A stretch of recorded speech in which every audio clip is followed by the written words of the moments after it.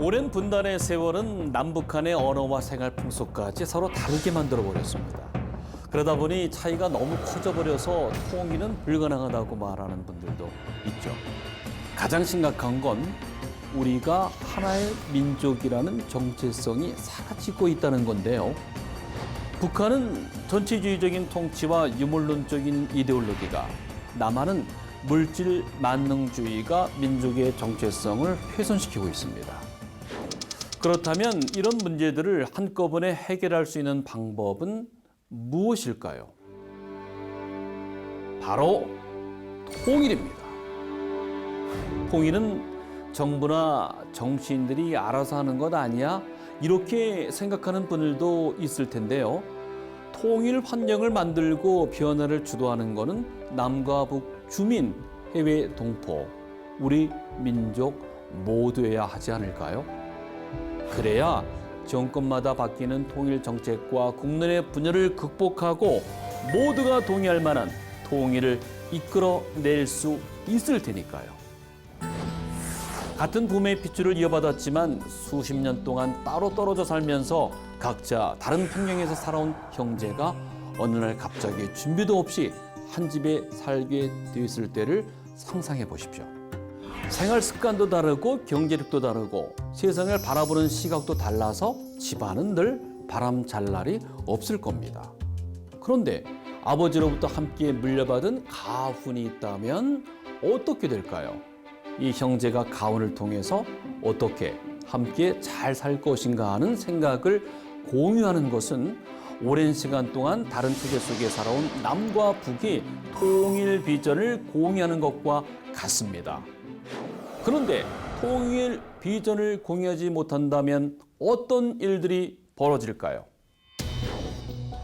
중동에서 가장 가난한 나라 예멘의 통일은 남북 예멘 국경지대에서 석유가 발견되면서 갑자기 성사됐습니다. 그런데 일사천리로 진행된 이 통일에는 가장 중요한 것이 빠져 있었죠. 이 통일 후 어떤 나라를 만들 것인가에 대한 비전과 국민적인 합의였습니다.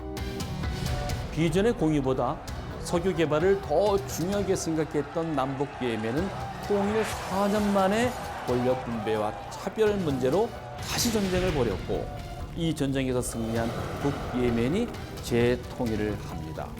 하지만 그것이 끝은 아니었습니다. 이슬람 수니파와 시아파에 계속된 내란은 사우디아라비아와 이란 등 7개 나라가 개입하는 국제전으로 번졌고요. 기아 상태의 어린이 40만 명을 포함해서 전체 인구 2,900만 명 중에 2,200만 명이 인도적 지원을 필요로 하는 최악의 상황으로 이어졌습니다. 그 결과는 전 세계를 떠도는 예멘 난민 사태입니다. 그렇다면 성공적인 통일을 위한 우리 한반도의 통일 비전은 무엇이어야 할까요? 백범 김구 선생은 나의 소원에서 이렇게 말씀하셨습니다.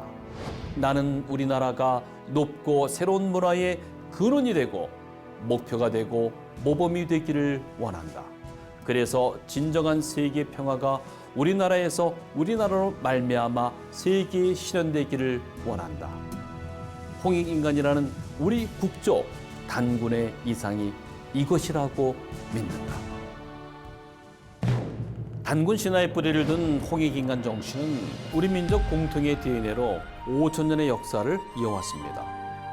우리 민족의 정체성은 홍익인간 정신에서 온 것으로 이 정신이 우리 역사의 온갖 시련을 극복하게 했습니다. 홍익인간이 통일의 비전이 되어야 하는 이유인데요. 홍익인간의 정신으로 통일을 하면 새로운 국가는 어떤 모습이 될까요? 민권, 박애, 포용 정신을 바탕으로 한 국민을 대변하고 그 지지를 얻는 대의제 정부, 기업가 정신이 살아있는 도덕적 자유시장의 경제체제, 객관적이고 독립적인 언론이 있는 나라. 통일한국은 과거, 현재, 미래 그리고 동서양의 가장 좋은 점만 반영된 문명 국가입니다.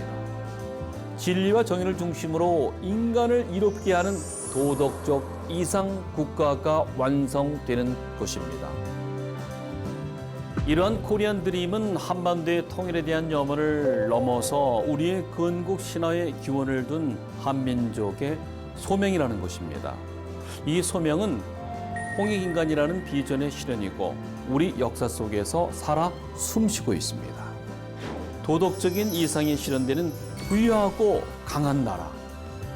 통일한국은 한반도를 넘어 동북아 그리고 인류의 미래를 바꾸게 될 것입니다.